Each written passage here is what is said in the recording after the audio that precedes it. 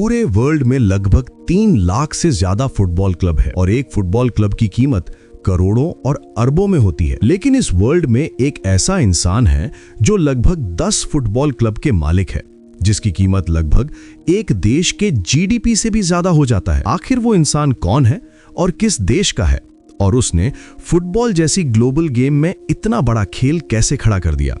आगे बढ़ने से पहले चैनल को सब्सक्राइब जरूर करें। इस कहानी की शुरुआत होती है मिडिल ईस्ट के एक ऐसे देश से जिसे दुनिया तेल की वजह से जानती थी, लेकिन आज वही देश दुनिया के सबसे बड़े इन्वेस्टमेंट्स कर रहा है। उस देश का नाम है सऊदी अरेबिया, और इसी देश से आता है वो इंसान जिसने सिर्फ अपने देश की इकोनॉमी ही नहीं बल्कि ग्लोबल स्पोर्ट्स इंडस्ट्री को भी बदलना शुरू कर दिया। उसका नाम है मोहम्मद बिन सलमान। अब अगर आप मोहम्मद बिन सलमान को सिर्फ एक राजकुमार समझ रहे हो तो आप बहुत बड़ी गलती कर रहे हो, क्योंकि ये सिर्फ एक क्राउन प्रिंस नहीं है, ये एक प्लानर है, एक स्ट्रैटेजिस्ट है और एक ऐसा इंसान है जो आने वाले 20 से 30 साल का फ्यूचर अभी से डिजाइन कर रहा है।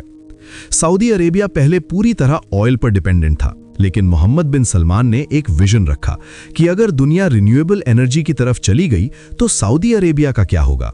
और यहीं से शुरू हुआ एक मेगा प्लान। इस प्लान का नाम है पब्लिक इन्वेस्टमेंट फंड, जिसे शॉर्ट में PIF कहा जाता है। अब PIF को अगर आप सिंपल लैंग्वेज में समझो तो ये सऊदी अरेबिया का खजाना है, लेकिन ये खजाना सिर्फ पड़ा नहीं रहता बल्कि इसे दुनिया भर में इन्वेस्ट किया जाता है। ये फंड कंपनीज खरीदता है, बड़े बड़े प्रोजेक्ट्स में पैसा डालता है और एक तरह से सऊदी अरेबिया की फ्यूचर इकोनॉमी को बिल्ड करता है। इसकी वैल्यू इतनी ज्यादा है कि अगर हम इसे इंडियन रुपीज में देखें तो ये लगभग 58 लाख करोड़ रुपए से भी ज्यादा बैठती है, यानी इतना पैसा कि आप कई देशों को खरीदने जैसा इंपैक्ट बना सकते हो। अब मोहम्मद बिन सलमान ने सोचा, अगर दुनिया पर इन्फ्लुएंस बढ़ाना है तो सिर्फ पैसा होना काफी नहीं है, आपको लोगों के दिलों में जगह बनानी होगी। और दुनिया में सबसे ज्यादा लोगों के दिलों पर राज कौन करता है? तो जवाब है फुटबॉल। फुटबॉल सिर्फ एक खेल नहीं है, ये इमोशन है, ये कल्चर है, और यही वो जगह है जहां से ग्लोबल पावर बनती है। और यहीं से शुरू होता है सऊदी अरेबिया का फुटबॉल मिशन। अब ध्यान देने वाली बात यह है कि मोहम्मद बिन सलमान सीधे अपने नाम पर क्लब नहीं खरीदते, बल्कि PIF के थ्रू इन्वेस्टमेंट करते हैं, ताकि ये सिर्फ एक पर्सनल हॉबी ना लगे बल्कि एक नेशनल स्ट्रैटेजी बने। साल 2021 ये वो साल था जब पूरी दुनिया को पहली बार समझ आया कि सऊदी अरेबिया अब फुटबॉल में सीरियस हो चुका है, क्योंकि इसी साल एक हिस्टोरिक डील हुई और वो थी न्यूकैसल यूनाइटेड की खरीद। न्यूकैसल यूनाइटेड इंग्लैंड का एक पुराना क्लब है जिसकी हिस्ट्री तो मजबूत थी, लेकिन परफॉर्मेंस एवरेज हो चुकी थी। ये क्लब रेलीगेशन के खतरे में रहता था और फैंस भी काफी समय से फ्रस्ट्रेशन में थे।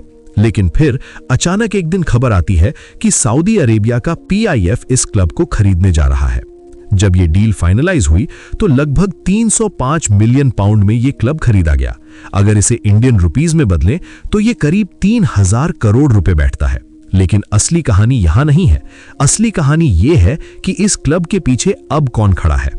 अब न्यूकैसल यूनाइटेड के पीछे खड़ा था एक ऐसा फंड जिसके पास लाखों करोड़ रुपए की ताकत थी, और इसका मतलब ये था कि अब ये क्लब सिर्फ एक टीम नहीं रहा बल्कि एक प्रोजेक्ट बन गया। टेकओवर के बाद धीरे धीरे बदलाव शुरू हुए, नए प्लेयर्स आए, मैनेजमेंट बदला, ट्रेनिंग फैसिलिटीज अपग्रेड हुई, और देखते ही देखते न्यूकैसल यूनाइटेड एक स्ट्रगलिंग टीम से निकलकर यूरोप की कॉम्पिटिशंस तक पहुंचने लगी। ये सिर्फ एक क्लब का ट्रांसफॉर्मेशन नहीं था, ये एक सिग्नल था पूरी दुनिया के लिए कि सऊदी अरेबिया अब फुटबॉल को सीरियसली लेने वाला है। लेकिन कहानी यहीं खत्म नहीं होती, क्योंकि ये तो बस शुरुआत थी।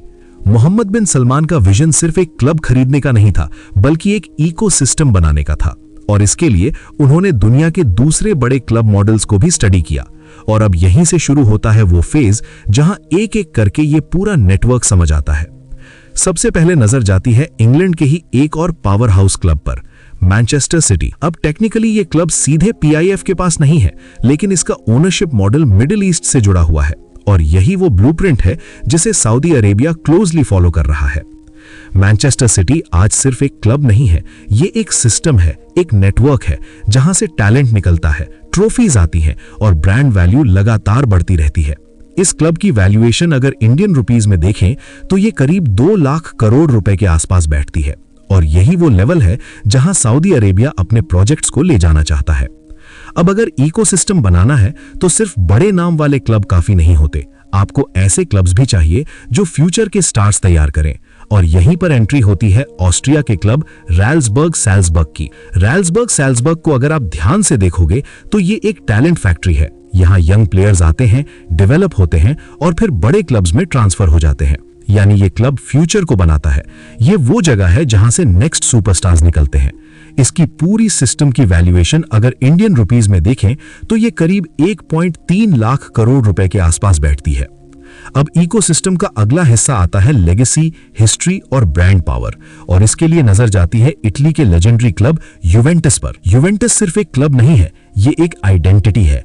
क्रिस्टियानो रोनाल्डो जैसे प्लेयर्स यहाँ खेल चुके हैं और इस क्लब की फैन फॉलोइंग दुनिया के हर कोने में है। इसकी ओवरऑल वैल्यूएशन करीब 90,000 करोड़ रुपए के आसपास मानी जाती है और यही वो चीज है जो किसी भी नेटवर्क को ग्लोबल पहचान देती है। अब बात आती है लंदन की, जहां से फैशन, फाइनेंस और फुटबॉल तीनों दुनिया को इन्फ्लुएंस करते हैं। और यहीं आता है अगला नाम, चेल्सी एफसी। चेल्सी एक प्रीमियम क्लब है। इसकी इमेज क्लासी है, इसका फैन बेस ग्लोबल है और इसकी वैल्यूएशन करीब 80,000 करोड़ रुपए के आसपास बैठती है। ये वो क्लब है जो ब्रांड वैल्यू और कमर्शियल पावर को रिप्रेजेंट करता है।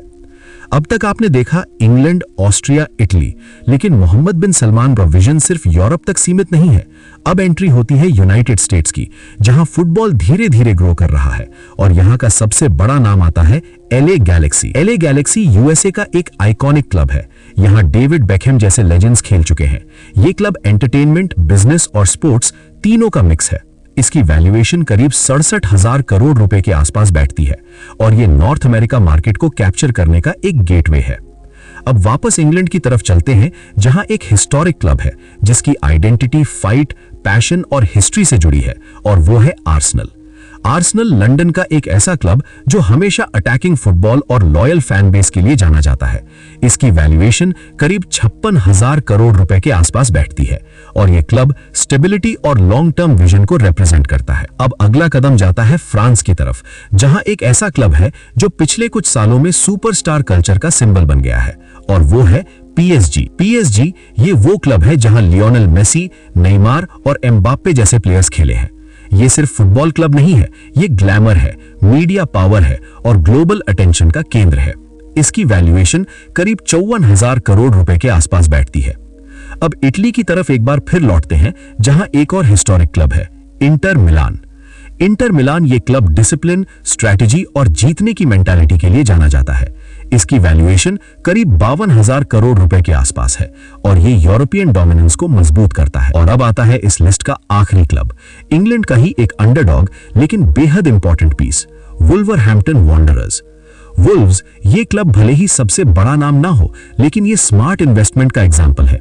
इसकी वैल्यूएशन करीब 43,000 करोड़ रुपए के आसपास बैठती है और यह दिखाता है कि इकोसिस्टम में छोटे लेकिन स्ट्रेटेजिक क्लब्स भी जरूरी होते हैं। अब अगर आप इन सभी क्लब्स को एक साथ जोड़कर देखो तो ये सिर्फ एक लिस्ट नहीं है, ये एक स्ट्रैटेजी है। यानी ये 10 क्लब्स मिलकर एक ऐसा नेटवर्क बनाते हैं जो दुनिया के हर हिस्से को कवर करता है। लेकिन असली शौक अभी बाकी है, क्योंकि अब हम सिर्फ नाम नहीं लेंगे, अब हम इन सभी क्लब्स की असली ताकत को जोड़कर देखेंगे और यहीं से समझ आएगा कि ये सिर्फ फुटबॉल नहीं है, ये एक फाइनेंशियल एम्पायर है। अब अगर हम एक एक करके इन सभी क्लब्स की वैल्यूएशन को इंडियन रुपीस में जोड़ना शुरू करें तो तस्वीर धीरे धीरे साफ होने लगती है। सबसे पहले न्यूकैसल यूनाइटेड लगभग 3,000 करोड़ रुपए, फिर मैनचेस्टर सिटी करीब 2 लाख करोड़ रुपए, फिर रैल्सबर्ग सैल्जबर्ग करीब 1.3 लाख करोड़ रुपए, फिर यूवेंटस करीब 90,000 करोड़ रुपए, फिर चेल्सी एफसी करीब 80,000 करोड़ रुपए, फिर LA गैलेक्सी करीब 67,000 करोड़ रुपए, फिर आर्सेनल एफसी करीब 56,000 करोड़ रुपए, फिर PSG करीब 54,000 करोड़ रुपए, फिर इंटर मिलान करीब 52,000 करोड़ रुपए और आखिर में वुल्वरहैम्पटन वांडरर्स करीब 43,000 करोड़ रुपए। अब जब इन सभी नंबर्स को जोड़ते हैं तो टोटल आता है लगभग 7 लाख करोड़ रुपए के आसपास। अब एक सेकंड रुककर सोचो, 7 लाख करोड़ रुपए, ये कोई छोटी मोटी रकम नहीं है। अब इसे समझने के लिए इसे कंपेयर करते हैं एक देश से। अगर हम इसे श्रीलंका जैसे देश के GDP से कंपेयर करें तो श्रीलंका का GDP लगभग 6 से 7 लाख करोड़ रुपए के आसपास बैठता है। मतलब एक इंसान का फुटबॉल इकोसिस्टम एक पूरे देश की इकोनॉमी के बराबर खड़ा है। अब यहाँ समझने वाली सबसे बड़ी बात यह है कि ये सिर्फ पैसे का खेल नहीं है, ये कंट्रोल का खेल है।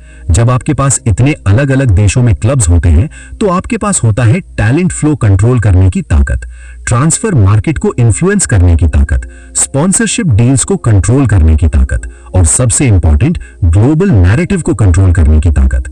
अब इमेजिन करो, एक यंग प्लेयर रैल्सबर्ग सैल्जबर्ग जैसे क्लब में डेवलप होता है, फिर उसे किसी बड़े क्लब में भेजा जाता है, फिर वो ग्लोबल स्टार बनता है। मतलब शुरुआत से लेकर एंड तक पूरा सिस्टम एक ही इकोसिस्टम के अंदर चलता है और यही असली पावर है। अब वापस आते हैं पब्लिक इन्वेस्टमेंट फंड पर। पीआईएफ सिर्फ फुटबॉल में ही इन्वेस्ट नहीं कर रहा, ये टेक्नोलॉजी, टूरिज्म, इंफ्रास्ट्रक्चर और एंटरटेनमेंट में भी पैसा डाल रहा है। लेकिन फुटबॉल एक ऐसा प्लेटफॉर्म है जहां विजिबिलिटी सबसे ज्यादा है, जहां हर मैच करोड़ों लोग देखते हैं, जहां हर प्लेयर एक ब्रांड होता है और जहां हर जीत एक देश की इमेज को बदल सकती है। सऊदी अरेबिया पहले हेडलाइंस में आता था ऑयल और पॉलिटिक्स की वजह से, लेकिन अब वही देश फुटबॉल, इवेंट्स और ग्लोबल इन्वेस्टमेंट्स की वजह से चर्चा में है। और यही मोहम्मद बिन सलमान का असली विजन है, सऊदी अरेबिया को दुनिया के सेंटर में लाना। अब सवाल ये उठता है, क्या ये स्ट्रैटेजी लॉन्ग टर्म में सक्सेसफुल होगी? तो आंसर इतना सिंपल नहीं है, क्योंकि जहां एक तरफ ये इन्वेस्टमेंट फुटबॉल को ग्रो कर रहा है, वहीं दूसरी तरफ क्रिटिक्स ये भी कहते हैं कि ये स्पोर्ट्स वॉशिंग है, मतलब स्पोर्ट्स के जरिए कंट्री की इमेज इंप्रूव करना। लेकिन सच क्या है, ये आने वाला समय ही बताएगा। लेकिन एक बात बिल्कुल क्लियर है, फुटबॉल अब सिर्फ एक खेल नहीं रहा, ये अब जियोपॉलिटिक्स, बिजनेस और पावर का हिस्सा बन चुका है। और इस पूरे गेम में एक नाम सबसे ऊपर खड़ा है, मोहम्मद बिन सलमान, जिसने ये दिखा दिया कि अगर आपके पास विजन हो और रिसोर्सेज हो तो आप सिर्फ एक क्लब नहीं बल्कि पूरी फुटबॉल दुनिया को बदल सकते हो। लेकिन सोचने वाली बात यह है कि मोहम्मद बिन सलमान ने फुटबॉल में ही क्यों इन्वेस्ट किया? वो क्रिकेट में भी इन्वेस्ट कर सकते थे। अगर आप जानते हैं तो कमेंट में बताएं और चैनल को सब्सक्राइब और वीडियो को लाइक करें।